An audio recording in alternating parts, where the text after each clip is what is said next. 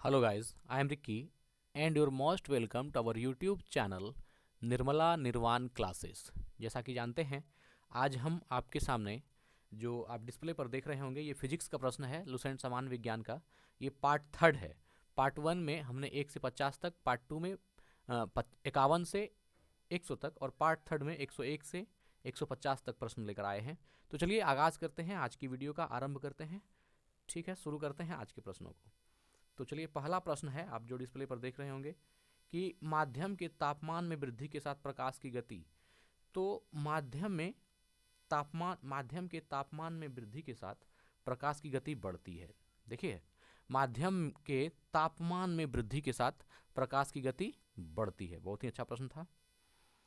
प्रकाश की गति है, प्रकाश की गति जानते ही हैं, 3 × 10⁸ मीटर पर सेकेंड है। प्रकाश की गति कितनी होती है?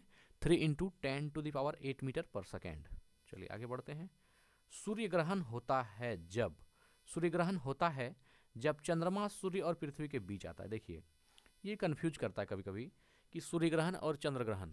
सूर्य ग्रहण कब होता है? जब चंद्रमा जो है वह सूर्य और पृथ्वी के बीच में आता है। इसमें एक खेल होता है, चंद्रमा सूर्य और पृथ्वी के बीच में आता है तो सूर्य ग्रहण लग जाता है, सूर्य को ग्रहण लग जाता है, बेचारा सूर्य जो है उसको ग्रहण लग जाता है। तो पृथ्वी बोलती है ठीक है, अगर चंद्रमा हम दोनों के बीच में अर्थात सूर्य और पृथ्वी के बीच में आके ग्रहण लगाता है सूर्य को, तो पृथ्वी क्या कहती है कि हम भी चंद्र ग्रहण लगाएंगे, और वो क्या करता है, सूर्य और चंद्रमा के बीच में आ जाती है। तो जब चंद्र ग्रहण तब लगेगा जब पृथ्वी सूर्य और चंद्रमा के बीच में आ जाए, और सूर्य ग्रहण तब लगेगा जब चंद्रमा सूर्य और पृथ्वी के बीच आ जाए। तो यह जो है सूर्य ग्रहण और चंद्र ग्रहण संबंधी सवाल था। ठीक है, चंद्र ग्रहण घटित होता है, देखिए आगे ही प्रश्न आ गया। चंद्र ग्रहण घटित होता है पूर्णिमा के दिन। चंद्र ग्रहण कब घटित होता है? तो पूर्णिमा के दिन। चलिए आगे बढ़ते हैं। उचित रीति से कटे हीरे की असाधारण चमक का आधारभूत कारण यह है कि उसका अति उच्च अपवर्तन सूचकांक होता है। कह रहा है कि उचित रीति से कटे हुए हीरे, जो उचित रीति से कटे हुए हीरे हैं, उसकी असाधारण चमक का आधारभूत कारण क्या है? तो उचित रीति से कटे हुए हीरे की असाधारण चमक का आधारभूत कारण है उसका अति उच्च अपवर्तन सूचकांक होता है। चलिए 106 को देखते हैं। जब एक कॉम्पैक्ट डिस्क सीडी सूर्य के प्रकाश में देखी जाती है तो इंद्रधनुष के समान रंग दिखाई देते हैं। इसकी व्याख्या की जा सकती है। इसकी व्याख्या की जा सकती है परावर्तन एवं अपवर्तन की परिघटना के आधार पर। परावर्तन और अपवर्तन की परिघटना के आधार पर इसकी व्याख्या की जा सकती है कि जब एक कॉम्पैक्ट डिस्क सूर्य के प्रकाश में देखी जाती है तो इंद्रधनुष के समान रंग दिखाई देते हैं। इसकी व्याख्या की जा सकती है परावर्तन एवं अपवर्तन की परिघटना के आधार पर। 107 देखते हैं। किस गुणधर्म के कारण पानी से भरे बर्तन में डुबाई गई छड़ी मुड़ी हुई प्रतीत होती है? तो यह अपवर्तन के कारण। किस कारण होता है? तो अपवर्तन के कारण। किस गुणधर्म के कारण पानी से भरे बर्तन में डुबाई गई छड़ी मुड़ी हुई प्रतीत होती है? तो यह अपवर्तन के कारण होता है। एक समतल दर्पण पर आपतित किरण 60 डिग्री का कोण बनाती है, तो परावर्तन कोण होगा? ये परावर्तन कितना होगा? 60 डिग्री का। देखिए, समतल दर्पण में इंसिडेंट रे बराबर रिएक्टेड रे, तो ये जो है आपतित किरण जो है परावर्तित किरण के आपतन कोण जो है परावर्तन कोण के बराबर होता है ना। तो यहाँ पर दर्पण का जो आपतित किरण है 60 डिग्री कोण बनाती है, तो परावर्तन कोण भी कितना का बनेगा? 60 का बनेगा, है ना। चलिए, जब अगर प्रकाश का आपतन कोण 90 डिग्री है और अपवर्तन के बाद का कोण 30 डिग्री है, तो माध्यम का अपवर्तनीय सूचकांक कितना होगा? 3.0। अगर प्रकाश का आपतन कोण 90 डिग्री और अपवर्तन के बाद का कोण 30 डिग्री है, तो माध्यम का अपवर्तनीय सूचकांक कितना होगा? 3.0। यदि किसी दर्पण को थीटा कोण से घुमाया जाए तो परावर्तित किरण का घूर्णन होगा 2 थीटा से, है ना। अगर किसी दर्पण को थीटा कोण से घुमाएंगे, है ना, घुमाया जाए तो परावर्तित किरण किस एंगल से घूमेगी? 2 थीटा से। पूर्ण आंतरिक परावर्तन। पूर्ण आंतरिक परावर्तन होता है जब प्रकाश जाता है हीरे से कांच में। पूर्ण आंतरिक परावर्तन कब होता है? तो पूर्ण आंतरिक परावर्तन होता है जब प्रकाश किसे जाता है? हीरे से कांच में जाता है, तो प्रकाश का पूर्ण आंतरिक परावर्तन होता है। मृग तृष्णा मिराज या मृग मरीचिका भी इसको बोलते हैं। तो मृग तृष्णा का उदाहरण है पूर्ण आंतरिक परावर्तन, total internal reflection of light, प्रकाश का पूर्ण आंतरिक परावर्तन, यह मृग तृष्णा अर्थात मिराज का उदाहरण है। पेट अथवा शरीर के अन्य आंतरिक अंगों के निरीक्षण के लिए प्रयुक्त तकनीक इंडोस्कोपी आधारित है, पूर्ण आंतरिक परावर्तन पर। इंडोस्कोपी जो है यह किस पर आधारित है? पूर्ण आंतरिक परावर्तन पर आधारित है। पेट अथवा शरीर के अन्य आंतरिक अंगों के निरीक्षण के लिए प्रयुक्त तकनीक इंडोस्कोपी आधारित है, पूर्ण आंतरिक परावर्तन पर। इंद्रधनुष डैश के कारण बनता है, तो इंद्रधनुष में परावर्तन और अपवर्तन दोनों की घटना होती है। तो इंद्रधनुष डैश के कारण बनता है? परावर्तन एवं अपवर्तन, इसमें दोनों ही चीजें, परावर्तन भी होती है बारिश के पानी के बूंदों का, और उसमें अपवर्तन भी होता है, इसलिए इंद्रधनुष बनता है। आकाश का रंग नीला प्रतीत होता है। आकाश का रंग नीला प्रतीत होता है अपवर्तन के कारण। आकाश का रंग नीला क्यों प्रतीत होता है? तो अपवर्तन के कारण। ठीक है। वायुमंडल में प्रकाश के विसरण, डिफ्यूजन का कारण है धूलकण, है ना। वायुमंडल में प्रकाश के विसरण का, डिफ्यूजन का कारण क्या है? तो धूलकण है ना। वायुमंडल में प्रकाश के विसरण का कारण क्या है? धूलकण। खतरे के संकेतों के लिए लाल प्रकाश का प्रयोग किया जाता है क्योंकि इसका प्रकीर्णन सबसे कम होता है। एक बात याद रखिए, प्रकीर्णन और तरंग दैर्ध्य में जिस रंग के किरण का प्रकीर्णन अधिक होगा उसका तरंग दैर्ध्य कम होगा, वेवलेंथ कम होगा। स्कैटरिंग ज़्यादा होगा तो वेवलेंथ कम होगा, और जिसका तरंग दैर्ध्य ज़्यादा होगा उसका प्रकीर्णन कम होगा। तो यहाँ जो है खतरे के संकेत के लिए लाल प्रकाश का प्रयोग किया जाता है क्योंकि इसका प्रकीर्णन सबसे कम होता है। प्रकीर्णन का अर्थ होता है छितरना, फैलना, है ना। यह जो होता है प्रकीर्णन मतलब होता है फैलना या छितरना। तो लाल रंग कम फैलता है, इसलिए उसका तरंग दैर्ध्य ज़्यादा होता है, वो दूर से दिखाई पड़ जाता है। समुद्र नीला प्रतीत होता है। समुद्र नीला प्रतीत होता है आकाश के परावर्तन तथा जल के कणों द्वारा प्रकाश के प्रकीर्णन के कारण। देखिए, आकाश के परावर्तन तथा जल के कणों द्वारा प्रकाश के प्रकीर्णन के कारण जो है समुद्र नीला प्रतीत होता है। देखिए, हमने अभी कहा जिसका तरंग दैर्ध्य कम है उसका स्कैटरिंग ज़्यादा है, प्रकीर्णन ज़्यादा है। तो ब्लू रंग का तरंग दैर्ध्य कम है, नीला रंग का तरंग दैर्ध्य कम होता है, इसलिए इसका जो है स्कैटरिंग मतलब कि प्रकीर्णन ज़्यादा होता है। तो प्रकीर्णन ज़्यादा होगा तो वो फैलेगा ज़्यादा, इसलिए समुद्र क्या होता है? नीला प्रतीत होता है। अस्त होते समय सूर्य लाल दिखाई देता है, तो यह भी है प्रकीर्णन के कारण। अस्त होते समय जो है सूर्य लाल दिखाई पड़ता है, तो क्यों दिखाई पड़ता है? तो यह भी है प्रकीर्णन के कारण। चलिए ठीक है। साबुन के पतले झाग में चमकदार रंगों का बनना किस परिघटना का उदाहरण है? यह है बहुलित परिवर्तन और व्यतिकरण। यह देखिए, एक बात जान लीजिए, आपसे प्रश्न अगर किया जाए कि रोड पर अगर पानी है गड्ढे में और उसमें एक मोटरसाइकिल पार होती है, जैसे कि मोबिल वगैरह या ऑयल चू रहा है, तो वह पानी में अगर गिरेगा तो उसके ऊपर जो है एक चमकदार रंगों का फिल्म बनता है, वह किसका उदाहरण है? तो वह व्यतिकरण का उदाहरण है, इंटरफ्रेंस का। तो वह किसका उदाहरण है? व्यतिकरण का। तो साबुन के पतले झाग में चमकदार रंगों का बनना किस परिघटना का उदाहरण है? तो बहुलित परावर्तन और व्यतिकरण का। मोटर कार में पश्च दृश्य के लिए कौन सा दर्पण प्रयुक्त होता है? तो मोटर कार में पश्च दृश्य, पीछे देखने के लिए उत्तल दर्पण का, किसका उपयोग होता है? उत्तल दर्पण का, है ना। उत्तल दर्पण एक ऐसा दर्पण है जिसमें कि बहुत सारी चीज़ों को जो है एक बार में उसके डिस्प्ले पर उस पर दिखाया जा सकता है।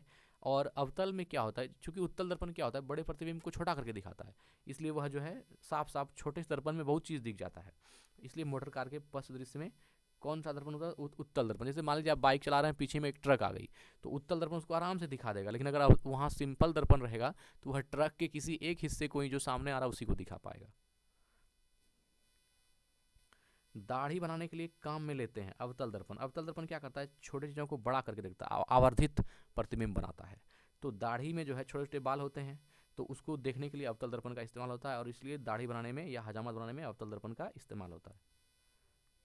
मानव आंख की रेटिना पर कैसा प्रतिबिंब बनता है?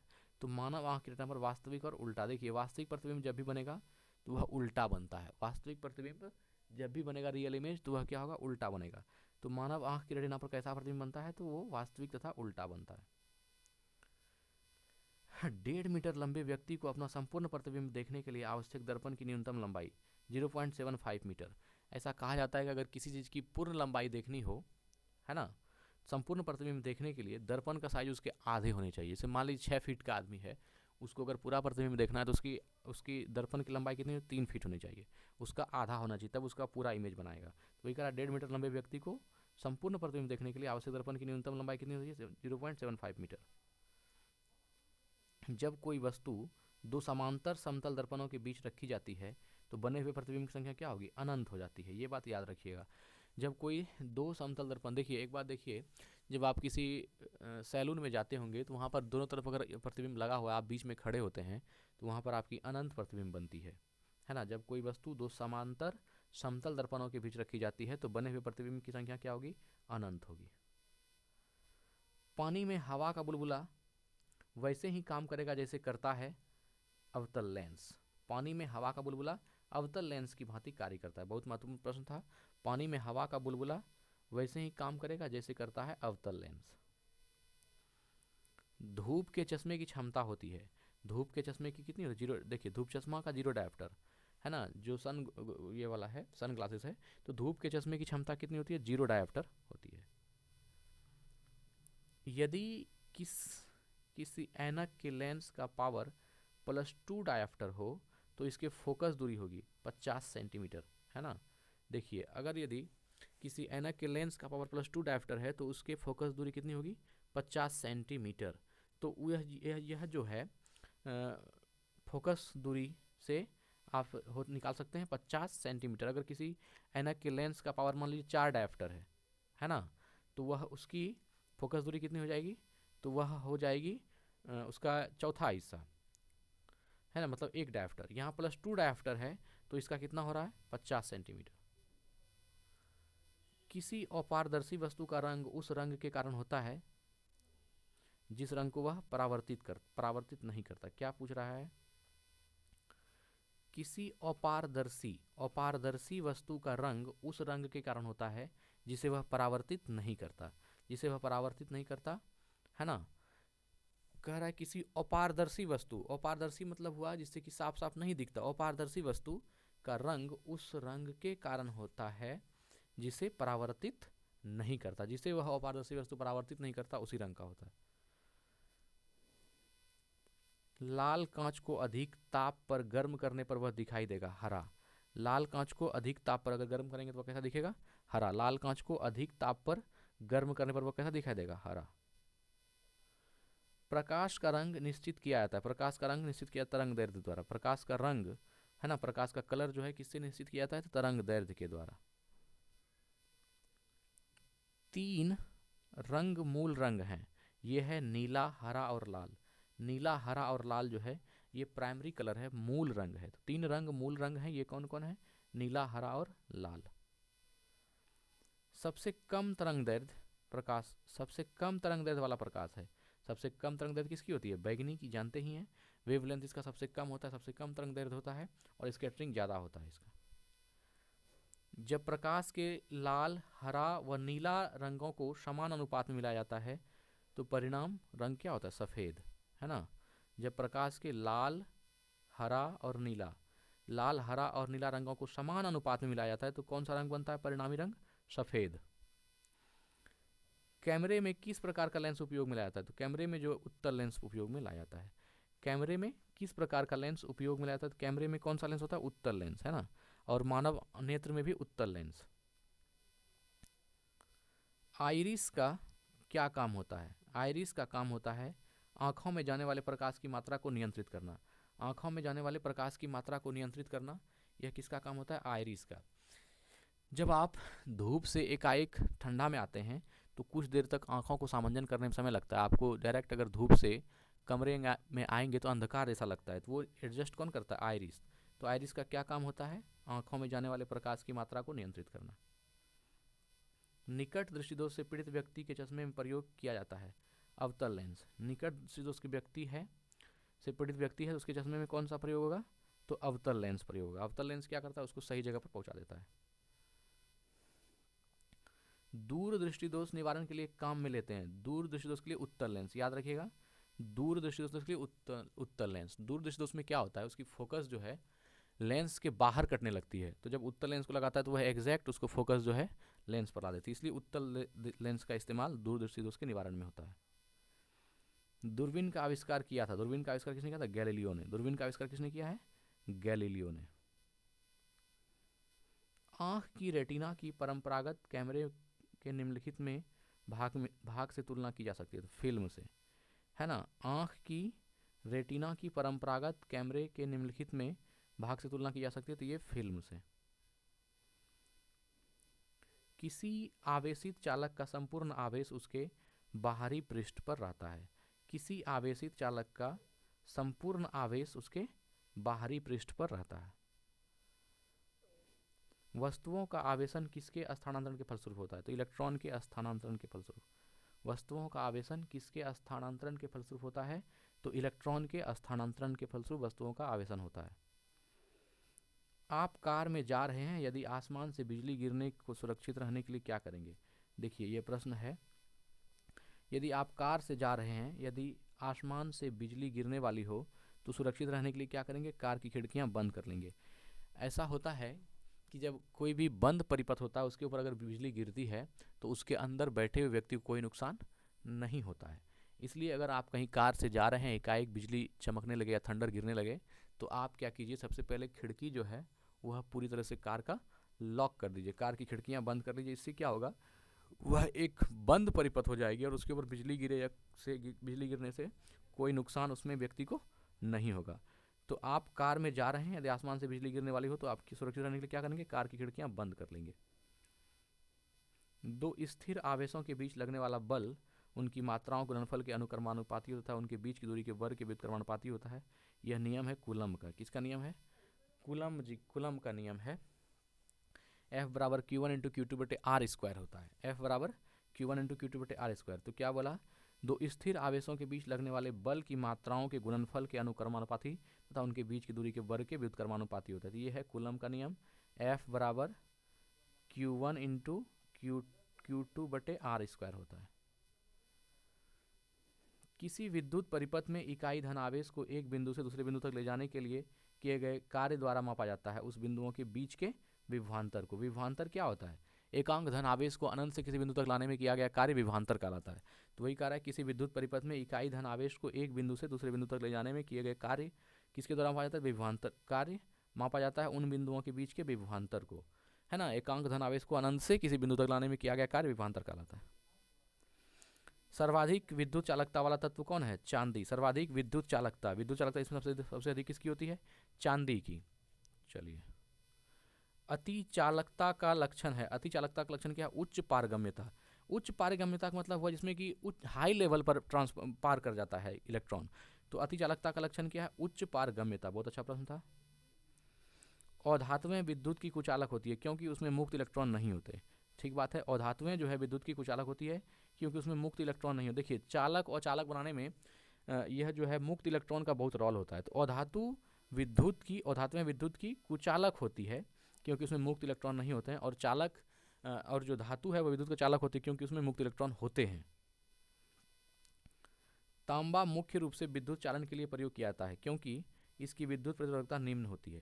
तांबा जो है मुख्य रूप से विद्युत चालन के लिए प्रयोग किया जाता है क्योंकि इसकी विद्युत प्रतिरोधकता निम्न होती है। देखिए, विद्युत प्रतिरोधकता निम्न तो चांदी की भी होती है, लेकिन चांदी को इस्तेमाल करना साधारण नहीं है, इसलिए जो है कॉपर को लिया जाता है। तांबा मुख्य रूप से विद्युत चालन के लिए प्रयोग किया जाता है क्योंकि इसकी विद्युत प्रतिरोधकता निम्न होती है। आपस में जुड़ी दो आवेशित वस्तुओं के बीच विद्युत धारा नहीं बहती, ये वो होती है समान विभव पर। देखिए, यह ऐसा ही होता है, दो टंकी की तरह होता है। जैसे दोनों में पानी है, तो अगर आप एक टंकी में ज़्यादा पानी है, एक टंकी में कम पानी है, ज़्यादा पानी वाला से अगर आप कनेक्शन कम वाले में करेंगे तो ज़्यादा वाला से पानी निकल के कम वाले टंकी में आना शुरू होगा, लेकिन वह पानी तब रुकेगा जब दोनों का लेवल क्या हो जाए, बराबर हो जाए। यही चीज़ इसमें भी होता है, समान विभव पर भी। तो आपस में जो जुड़ी आवेशित वस्तुओं के बीच विद्युत धारा नहीं बहती है यदि वे होती है समान विभव पर। अगर समान पोटेंशियल दोनों ही में है तो ना तो इसका उसमें जाएगा ना तो उसका इसमें आ जाएगा। वो क्या होगा, एकदम दो टंकी में पानी भरी वजह से ही बिहेव करता है। तो ये आज हम लोगों ने 150 प्रश्नों को देखा। ठीक है मित्र, यहीं वीडियो को एंड करते हैं और ज़रूर प्यार दीजिएगा वीडियो पर। बताइएगा कमेंट बॉक्स में ये कैसा लगता है, ताकि हम अगला जो है वीडियो आपके सामने प्रेजेंट कर सकें। थोड़ा मेहनत लगता है तो ज़रूर बताइएगा। ठीक है, वीडियो को यहीं एंड करते हैं। स्वस्थ रहें, अपना ख्याल रखें। जय हिंद।